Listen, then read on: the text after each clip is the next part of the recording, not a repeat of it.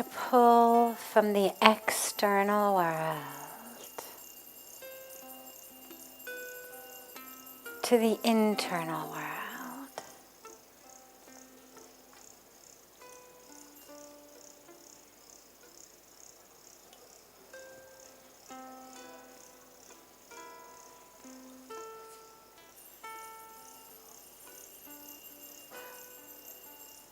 Allow the senses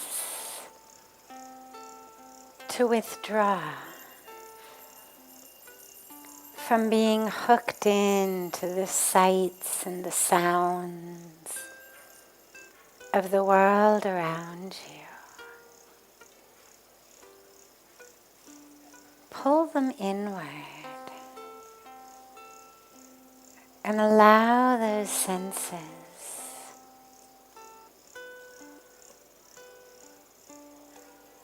to turn to the world within.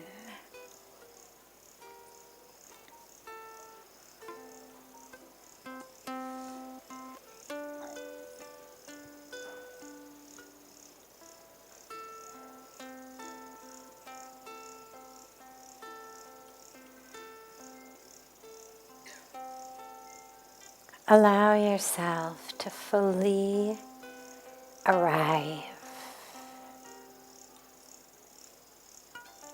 Your body is here, but allow the focus, the attention, the awareness. Allow it to arrive as well.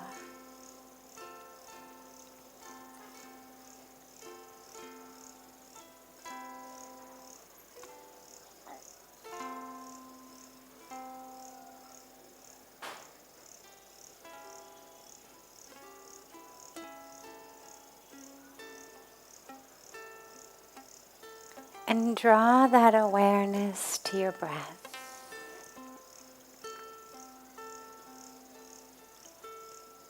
Don't try to change the breath, but just allow that awareness to merge into it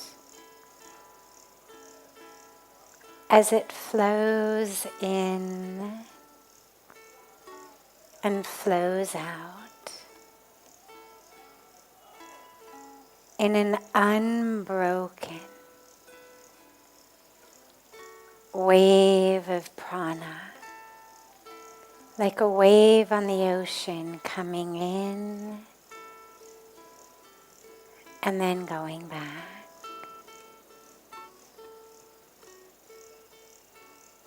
Coming in and receding back to the ocean.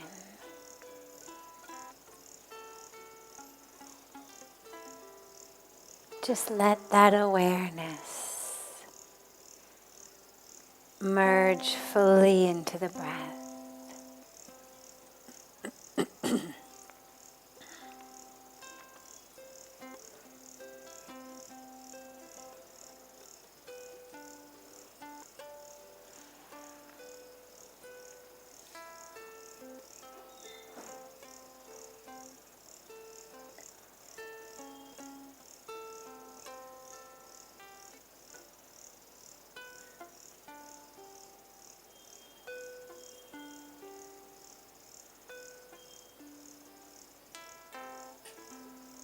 If the mind wanders, just bring it back. Don't yell at yourself. Don't tell a story. Just gently bring the awareness back to the breath.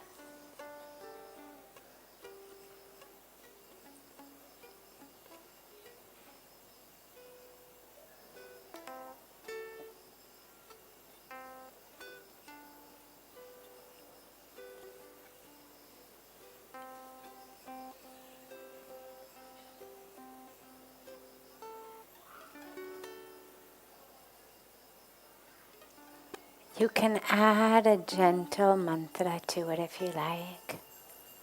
You can add the mantra of so hum, chanting to yourself gently, so.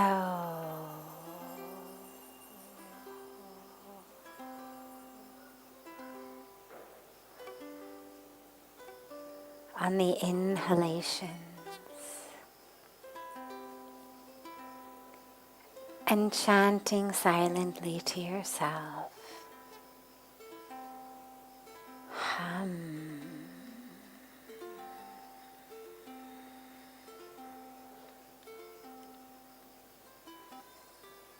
On the exhalations,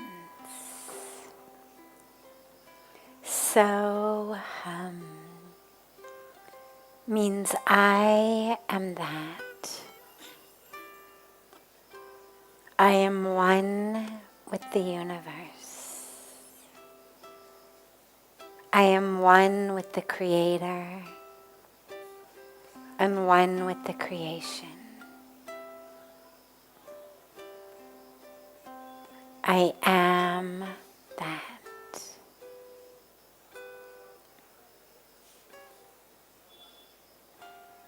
So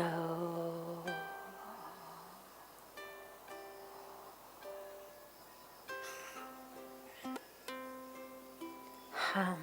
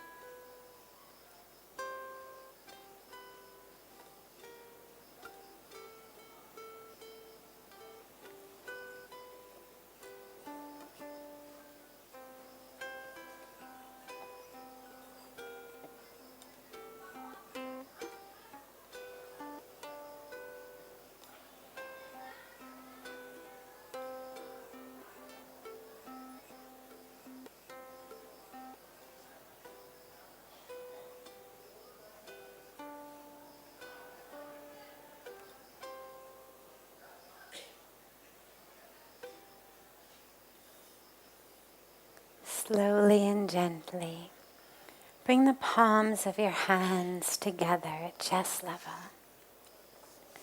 and rub them gently against each other.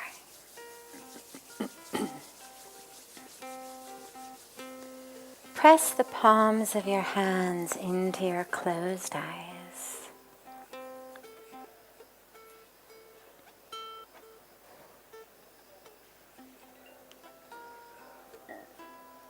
Lower your hands and open your eyes.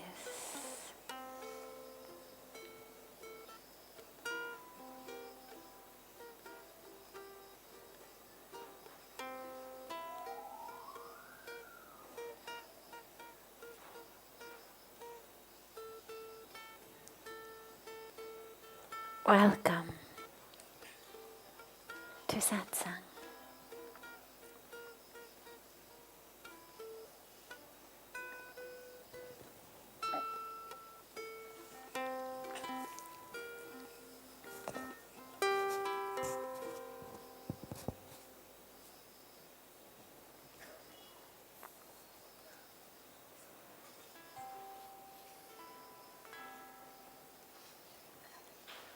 How can I live in gratitude? I'm grateful for a lot of stuff, but I'm not at the point that I can say I'm grateful for the air I breathe, or for a baby's laughter, or for a sunrise. I find myself only grateful for the big stuff, like my house and my car.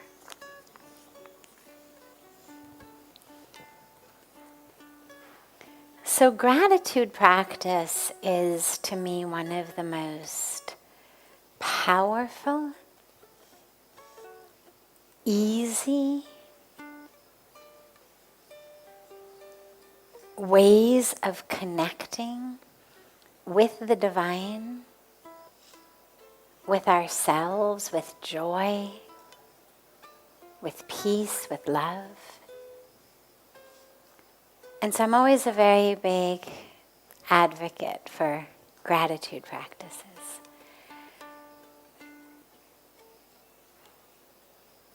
The big things are easy.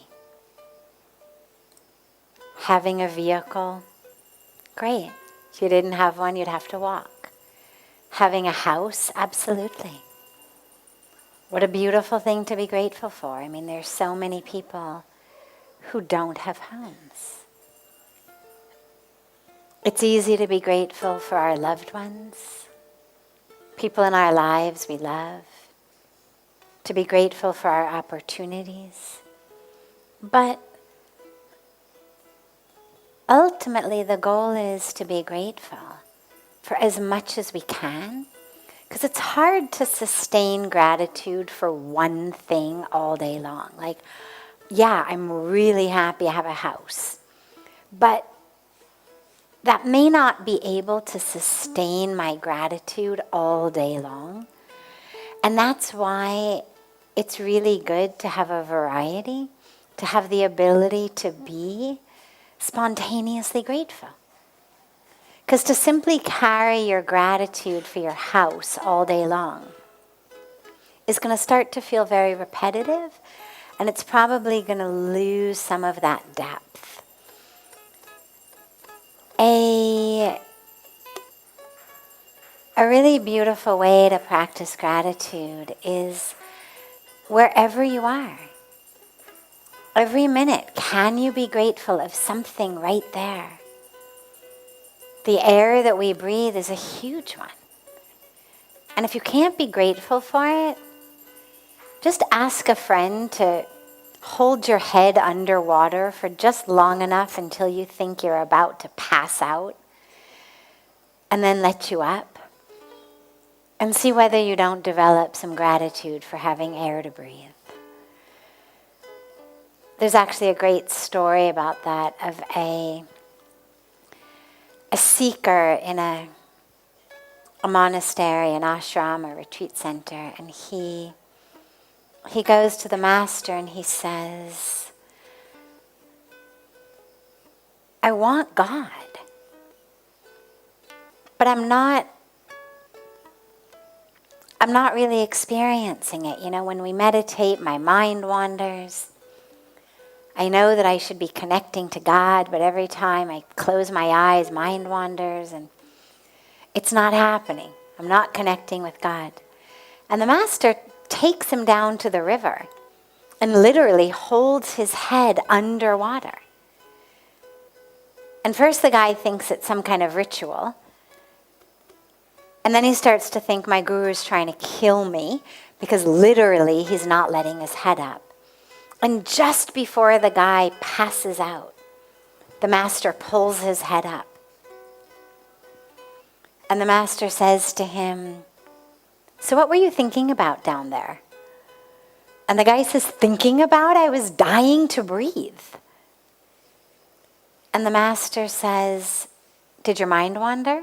The guy's like, mind wander? Of course not. I thought I was going to die. And the master said, when you want God as much as you wanted a breath, your mind will stop wandering.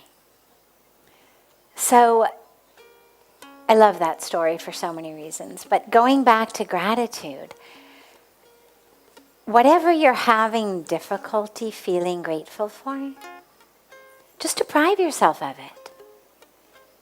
Not able to generate the appropriate gratitude for the meal in front of you? Fast for 24 hours. See how grateful you are when you break your fast. Not feeling so grateful for the air? Hold your breath underwater. Not feeling grateful for the water that comes out of our taps? I mean, that's a huge one. So many people in this world don't have access to water at all. I mean, here in the Himalayas, Just drive up a little ways and you'll see on the road women walking for hours to get a bucket full of water from the nearby hand pump. There are cities in India where the only way people get water is a tanker comes into town. Once a day, once every 2 days, once every 3 days, and they fill up buckets. So, one of the ways of generating gratitude, if it does not come easily, is just deprive yourself of that. If you're not able to generate gratitude, deep gratitude for your loved ones, just take a moment and imagine what your life would be like without them. Imagine that you got a phone call that they'd been in an accident and were about to pass away. Don't hold that too long. It'll turn into depression and misery, but just for that moment. And then when you come out and you realize, oh my God, they're still alive and they're healthy and there was no accident. It's an automatic gratitude producer. And in terms of a sunrise or a baby's smile, to me these are just beautiful examples of divine creation. And so when you love God, you're able to love all of these elements of the creation. It's like if you've got a child, a young child, and that young child gives you a piece of paper that they've scribbled all over it. And it's illegible. I mean, it's nothing. It's a 2-year-old scribbles. But if you love that kid, you're going to take that piece of paper of scribbles and you're going to stick it up on the fridge and you're going to take a picture and post it on social media for all your friends to see. Because you love the creator of that paper of scribbles. And in the same way, if we love God and are grateful for God's presence in our life,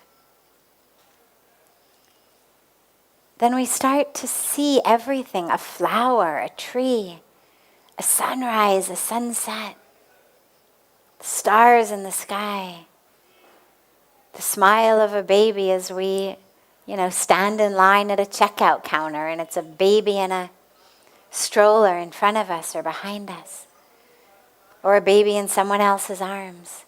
But it just immediately reconnects us to that gratitude to the divine. Whatever name you use, it doesn't matter. Whatever your spiritual path may be, it doesn't matter. But that divine creator. So work on being grateful to the creator. And then you'll find it's a lot easier to be grateful for the creation. But gratitude it's an incredible practice.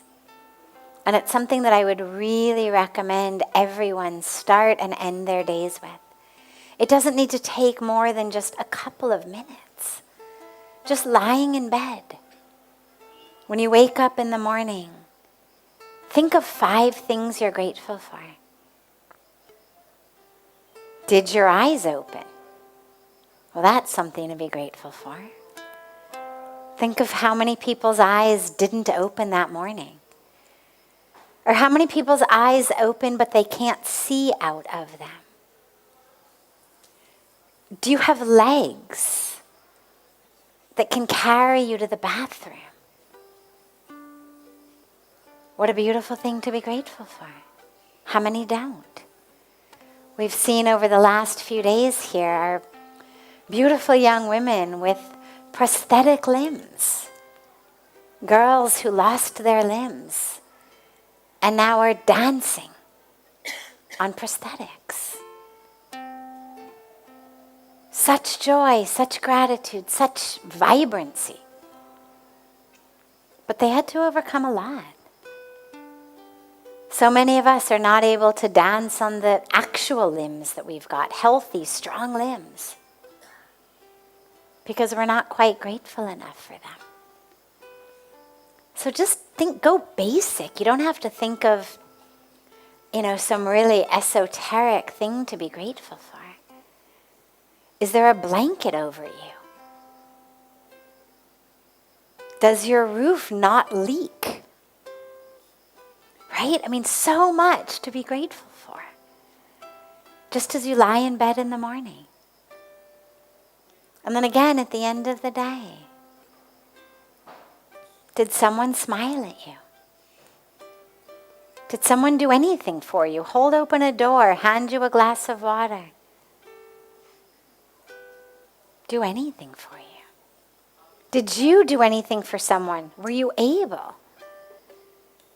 Were you able and blessed to be able to serve in some way? A big way, a small way, a noticed way, an unnoticed way, an appreciated way, an unappreciated way. Doesn't matter. But were you able to serve? So many things to be grateful for. So just expand your creativity. And you'll find them. If you can't generate gratitude for a sunrise yet, no problem. There's so many other things to generate it for. You already said you're grateful for your car. Well, are you grateful to have enough money to put gas in it? You're grateful for your house already. Well, are you grateful for the people you share that house with? Are you grateful for the food in the fridge of that house? For the water running through the pipes of that house? For your ability to open your house's door to others, to friends, to loved ones, to people in need? So just start with wherever you are and expand creatively.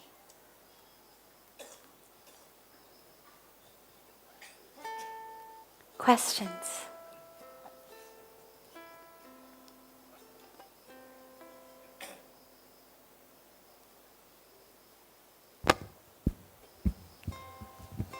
Hi, hello. My question is, in a world with so many possibilities, how can we choose the best way to live? Yes.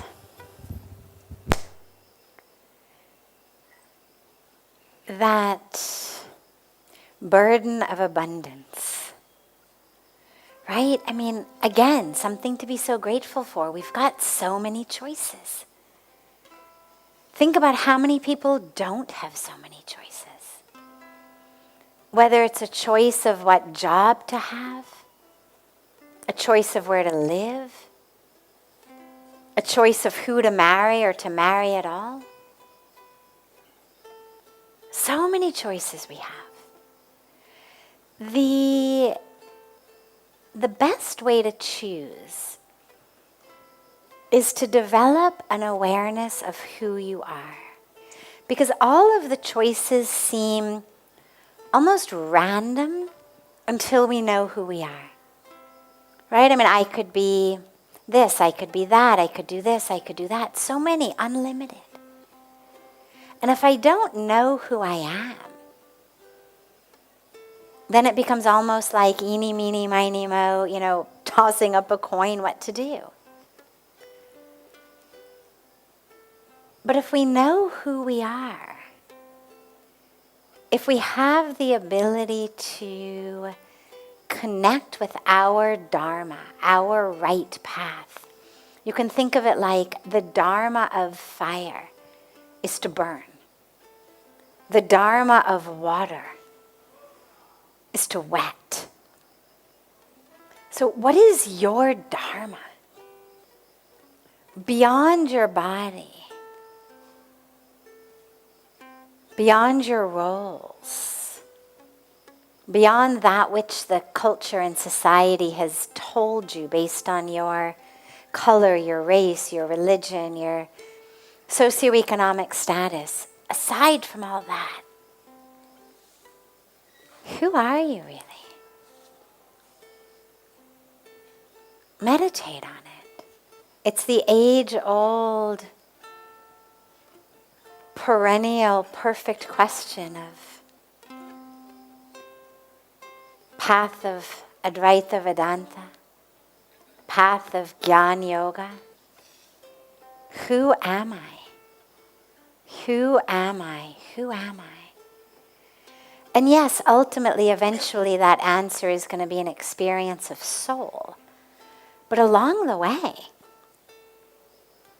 you get some really good clarity of who you are. And it may begin by who you're not. Okay, I'm not quite the social butterfly that I'm pretending to be. Okay, I know that I'm good at math, but I'm really not meant to be an engineer. Okay, I know this person really likes me, but I don't really think that my destiny is with him or her. These truths start to arise as you get quiet and go within. So just meditate on it. And also realize that there isn't really a wrong answer. Because in many cases, our Dharma is not something that gets fulfilled or not fulfilled based on our career. A lot of people have careers just to put food on the table, support their family. There's nothing wrong with that. Maybe your calling is to be an artist or a musician. But you're not getting paid to do that, and it doesn't look like you're going to get paid to do that any time in the future. So you have a job, whatever it may be. As long as it's not harming the planet or taking advantage of other people or taking advantage of you. You do that, put food on the table. Do your art, do your music in your free time. Choose a job that gives you free time. So don't worry about what to do as in, I have to find the perfect job or career. It may be for you, and it is for many, just really a way of having a house, of having a car, of having food on the table, of sending your kids to school. And your whole purpose, your Dharma, may be something completely unrelated to your profession.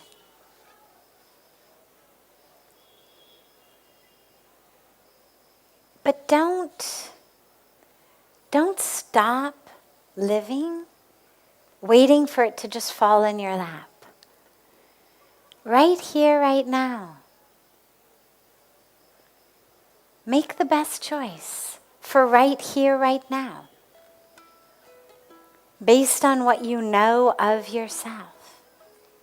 And then you walk that path for a while. And maybe along that path, new doors open. Because you're keeping your heart open. You're keeping your mind open. You're keeping yourself open to the signal of the universe. To the sign of the universe. Telling you, go through this door. And then you do. And then you discover you're on a completely different path. And then you walk that. And maybe it turns out that is your ultimate path. Or maybe it turns out that that was just a stepping stone.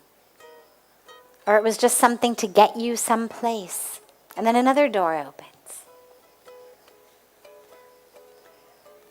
So there isn't an equation to know which one to choose. The best way is understanding the self. And when you know the self, then what to do starts to become a lot more apparent, a lot more clear. And then just start putting one foot in front of the other in the way that makes the most sense, that's available to you, that's accessible to you, that's in alignment with how you understand yourself today. I mean, if I look at my life path, the number of different paths that I walked down at different times in my life based on what I knew about myself at that time. But then later I was able to look and realize, oh, I had no idea. But okay, that's all right, because that got me here. Or that got me to this, and that got me here. So there's no mistaken path as long as you are open in it. And you are open to the sign, the call, the signal of the universe, showing you yourself and telling you how to move. My favorite example that I always give is the caterpillar, right? I mean, it begins its life essentially like a millipede, like an earthworm, on the ground, sliming along. But then it gets a signal from the universe that says, climb the tree. Go out on a branch, weave a cocoon. Then burst out of the cocoon and fly. Now, as a caterpillar on the ground, looking at the earthworm or the millipede, it wasn't thinking, I'm so much better than these guys. Just you wait. Just you wait. I'm going to be that butterfly. It doesn't know. I don't think it knows anyway. It's doing its thing based on what it knows in that moment. But it's open so that when the sign comes, the signal comes, it follows it and thus becomes the butterfly. So we move along to the very best of our abilities. Open hearts, open mind, anchored, grounded in an ever-expanding awareness of ourself. We meditate on it. We contemplate on it. In eyes closed, seated meditation, and also as we move through the day. Is this in alignment with me? Who am I? Who am I? And the choices they'll emerge. But as long as you are there, whatever choice you make, it can turn out to be the right one.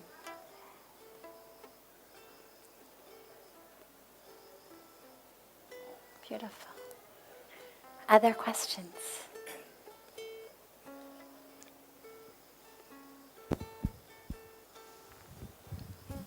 Please suggest for normal aging how to maintain and improve memory power.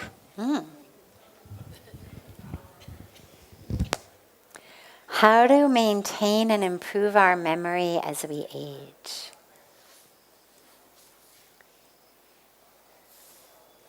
So the first part is physical health.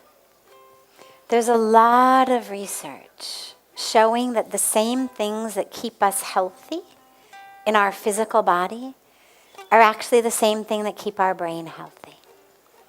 Getting enough sleep, drinking enough water, getting exercise.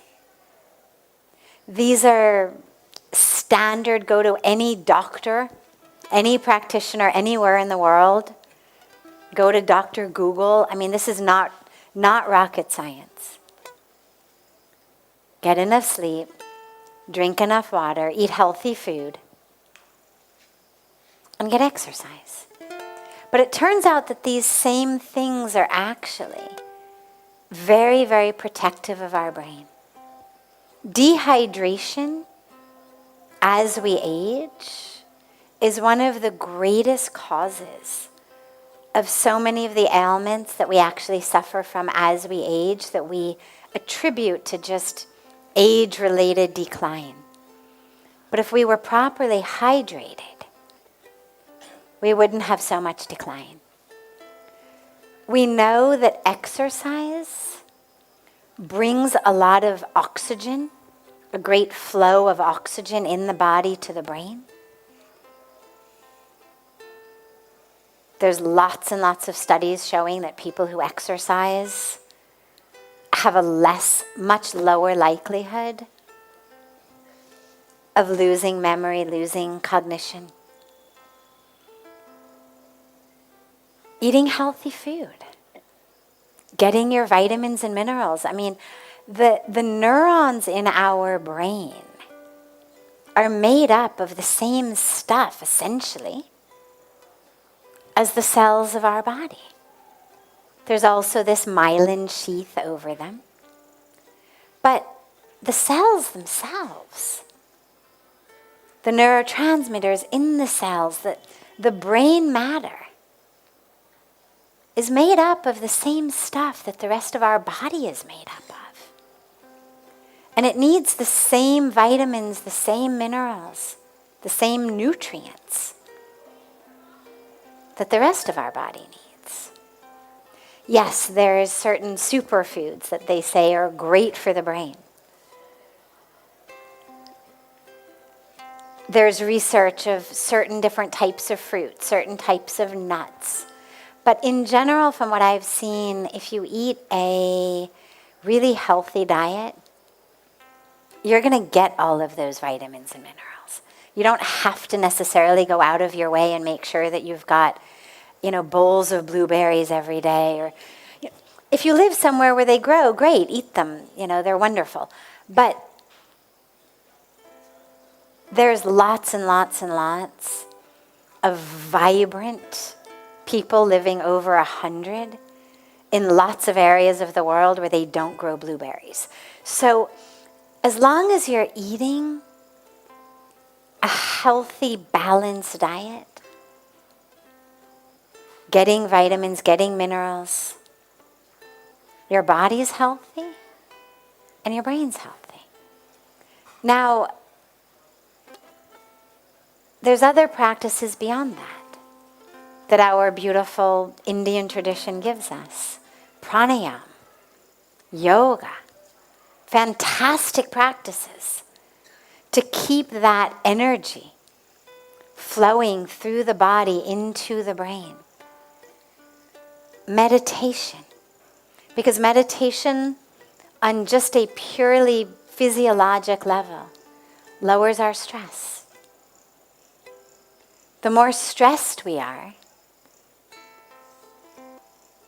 on a mental level, literally the more stress we give to our body and our brain. And when you're stressed, it's very hard to remember anything. It's why so many kids end up studying really hard, knowing their material, and then failing exams. They knew it, but they were so stressed. It's why kids freeze up in exam halls. Because stress significantly diminishes our ability to think. And so meditation, aside from all of the spiritual benefits, it lowers our stress level. They also say learning new things, learn a new language, learn new mantras, learn things. Pick up a subject that you've never studied before, learn it. Is there anything you're interested in that you don't already know about? Learn it. Basically, staying active in the brain. From all of what I've read, all of what I've learned, staying active in the brain is the best way to protect it. In the same way that staying active in the body is the best way to protect the body.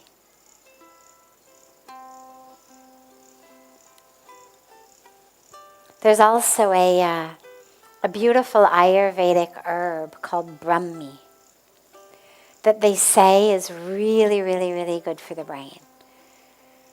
I haven't seen any kind of actual scientific studies. There may be, I just haven't seen them.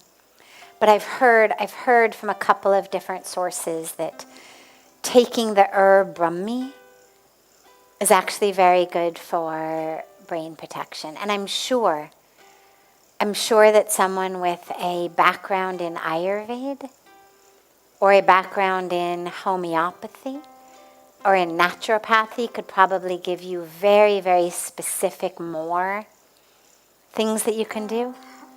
But these are all very, very, very powerful ways to keep the body healthy and the brain healthy. Beautiful. Have a beautiful rest of your evening. A beautiful morning and day to our family joining us from all over the world through this gift of technology. And I look so forward to seeing you all tomorrow. So much love to you all.